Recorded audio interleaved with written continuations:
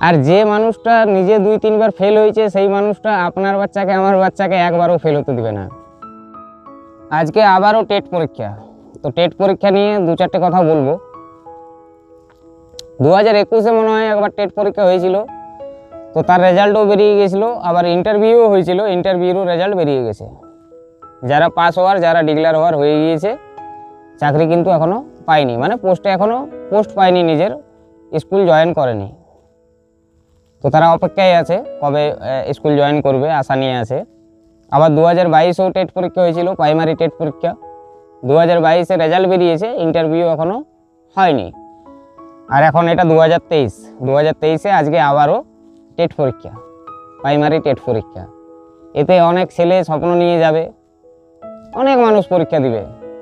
হয়তো আমি ঠিক জানি না, তাও আমি যতদূর জানি 1 লাখ মানুষ পরীক্ষা দিলে হয়তো সেখানে 10,000 জন বা 15,000 জন চাকরি পাবে। 15,000 সিট থাকে 1 লাখ জনে, তাহলে অনেক কম্পিটিশন, অনেক প্রিপারেশন করতে হয়, অনেক পরিশ্রম করতে হয়, অনেক পড়তে হয়। আমি যদিও হয়তো শিক্ষিত নই, যতটুকু জানি। এবারে 2023-এ অনেকেই মানে পরীক্ষা দিল, বসলো, অনেকেই চাকরি পাবে। আবার অনেকেই 1 নম্বরের জন্য, 2 নম্বরের জন্য, 3 নম্বরের জন্য ফেল হয়ে যাবে, 5 নম্বরের জন্য ফেল হয়ে যাবে, তারা কিন্তু চাকরি পাবে না। অথচ আশা করে গিয়েছে সবাই কিন্তু মনে মনে আশা করে গিয়েছে যে আমি চাকরি পাবো, চাকরি পাওয়ার জন্যই কিন্তু পরীক্ষাটা দিচ্ছে।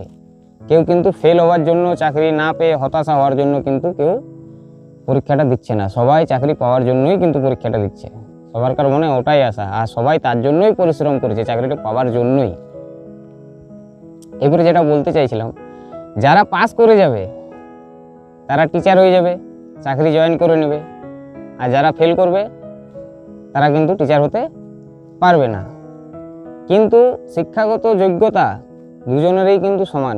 যারা চাকরি পাবে তারও যতটা শিক্ষাগত যোগ্যতা, তার যতটা নলেজ, সে যতটা পড়াশোনা জানে, যে চাকরি পায়নি 2 নম্বরের জন্য, 5 নম্বরের জন্য, তারও কিন্তু সমান যোগ্যতা আছে, সমান শিক্ষা আছে, সমান পড়াশোনা করেছে, তাই না? সমান ডিগ্রি আছে দুজনেরই। এবারে যে চাকরি পেয়েছে সে অলরেডি একটা স্যালারি পাবে, 30,000 হোক, 20,000 হোক, 40,000 হোক, যাই হোক একটা স্যালারি পাবে। কিন্তু যে চাকরি পায়নি সে তো কোনো রকমের স্যালারি পাবে না। আর চাকরি পেতে পেতে একটা সময় চলে আসে, মানে বয়স এমনটাই হয়ে যায় যে আর বাড়িতে বসে খাওয়া যাবে না, সেরকম বয়স কিন্তু হয়েই যায় চাকরি পেতে পেতে। প্রাইমারির চাকরি হোক, হাই স্কুলের মাস্টার হোক, ওই সব চাকরি পেতে গেলে ওই বয়সটা হয়েই যায় যে চাকরি না পেলে কিন্তু আর বাড়িতে বসে 1 বছর কি 2 বছর, তার বেশি আর বাড়িতে বসে খাওয়া যাবে না। একটা আনুমানিক 25-26 বছর বয়স হয়েই যায়, 27 বছর বয়স হয়েই যায়। এবারে যারা চাকরি পেয়েছে তারা স্যালারি পাচ্ছে, কিন্তু যারা চাকরি পায়নি তাদেরও কিন্তু একটা স্যালারির খুবই প্রয়োজন। না হলে কিন্তু যদি স্যালারি সে যদি কোনো রকম স্যালারি না পায়, তাহলে কিন্তু তাকে তার সম্পূর্ণ স্বপ্ন ত্যাগ করে, অত পরিশ্রম সমস্ত কিছু ত্যাগ করে বাইরে চলে যেতে হবে কাজ করতে। পরিবারের মুখে অন্ন তোলার জন্য তাকে বাইরে কাজ করতেই চলে যেতেই হবে। কারণ বাবা আর কতদিন চালাবে? সবার বাবা তো আর বড় লোক নয় যে ছেলেকে 30 বছর 35 বছর পর্যন্ত পড়াশোনা করাবে, যে বেটা তুই চাকরি না পেলেও চল পড়ে যা, আমি আছি তোর পেছনে খুঁটি দিয়ে। সবার বাবার তো আর রোজগার থাকে না। আমার মতন অনেক গরিব পরিবারের ছেলেও থাকবে, আপনার আমার মতন। তারা কি করবে? তাদেরও তো একটা স্যালারির প্রয়োজন। তো যেটা বলতে চাইছিলাম, যে চাকরি পেয়েছে তার যতটা শিক্ষা আছে, যে চাকরি পায়নি তারও ততটাই শিক্ষা আছে, তার ততটাই যোগ্যতা আছে, তার ততটাই ডিগ্রি আছে। তো আপনার আর আমার বাচ্চা যদি তাদের কাছে টিউশন যায়, তাহলে তারা একটা স্যালারি পাবে মান্থলি, 5,000 হোক, 7,000 হোক, 10,000 হোক, যেটা দিয়ে তারা তাদের আরও প্রিপারেশন করতে পারবে, আরও পরীক্ষায় বসতে পারবে, মনটা যাতে না ভেঙে যায়। আর যে মানুষটা নিজে 2-3 বার ফেল হয়েছে সেই মানুষটা আপনার বাচ্চাকে আমার বাচ্চাকে একবারও ফেল হতে দিবে না। কারণ তার নলেজটা একটু বেশি থাকবে, কারণ সে কী কারণে ফেল হয়েছে, কী জন্য ফেল হয়েছে, কতটা প্রিপারেশন করার দরকার ছিল, কতটুকু পারেনি, কতটুকু ভুল ছিল, সমস্ত কিছু কিন্তু তার নলেজ আছে। তাই যারা চাকরি পায়নি 2 নম্বরের জন্য, 5 নম্বরের জন্য, আপনার বাচ্চা আমার বাচ্চা তাদের কাছেই টিউশন পাঠানো প্রয়োজন আমার মনে হয়। এবারে আদার্স পিপল কে কী বলবে আমি জানি না, আমার নলেজ থেকে আমি বললাম, আমি কিন্তু বেশি শিক্ষিত নই, ঠিক আছে? আমি উচ্চ মাধ্যমিক পাস, তারপরে আমি নিজেও টিউশন পড়াতাম, তার জন্য আমি কলেজ যেতে পেরেছিলাম, কলেজে 2nd ইয়ার পর্যন্ত করেছি।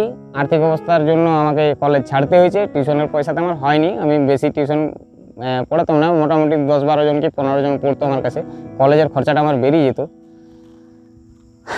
সেই জন্যই বললাম, যেহেতু আমিও এককালীন টিউশন পড়িয়ে আমার নিজের খরচা চালিয়েছি, তো যারা চাকরি পায়নি তারাও যদি টিউশন পড়িয়ে তাদের কাছে যদি আপনার বাচ্চা আমার বাচ্চা যায়, অবশ্যই শিক্ষিত হবে এবং বেশি শিক্ষিত হবে এবং ট্যালেন্টেড হবে, এবং তারাও তাদের ভবিষ্যতে মানে কি বলবো, তাদের স্বপ্নটা চুরমার হয়ে যাবে না। তারা কিছু একটা রোজগার করে আবার টিউশন থেকে রোজগার করে আবার প্রিপারেশন করতে পারবে, আবার পরীক্ষায় বসতে পারবে। বাস, আর কিছু বলবো না। দেখা হচ্ছে পরের ভিডিওতে। কমেন্ট করতে কেউ কিন্তু ভুলবেন না, সবাই কমেন্ট করবেন, ঠিক আছে? এই উজ্জ্বলের এই কথাগুলি আপনাদের কেমন লাগলো অবশ্যই কমেন্ট বক্সে জানাবেন। আমি খুশি হব এবং এরকম ভিডিও আরও বানানোর জন্য উৎসাহ পাবো আপনাদের কমেন্ট থেকে। Thank you, bye by.